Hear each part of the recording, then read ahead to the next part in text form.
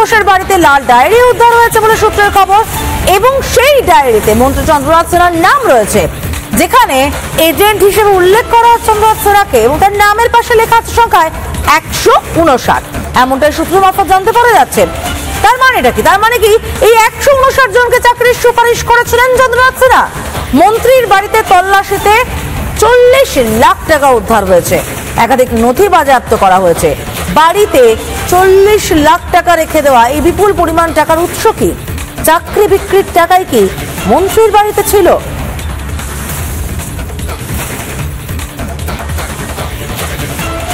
BJP রাজ্য সভাপতি শ্রমিক ভট্টাচার্য তিনি কি বলছেন এ বিষয়ে আমরা শুনবো।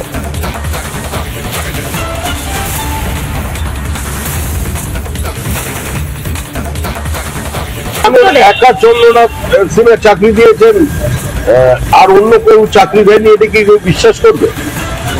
তৃণমূল কংগ্রেস এমন কোন দপ্তর দেখাতে পারবে যেখানে দুর্নীতি স্পষ্ট তারা রেখে যায়নি? তৃণমূল কংগ্রেসের যিনি মুখ্যমন্ত্রী সেই মমতা বন্দ্যোপাধ্যায় নিজের যে দপ্তর সিএমও, সেখানেরও গ্রুপ ডির তালিকা নিয়ে ধর্মতলায় ওই ময়দানে মানুষ ধর্ণা দিয়েছে।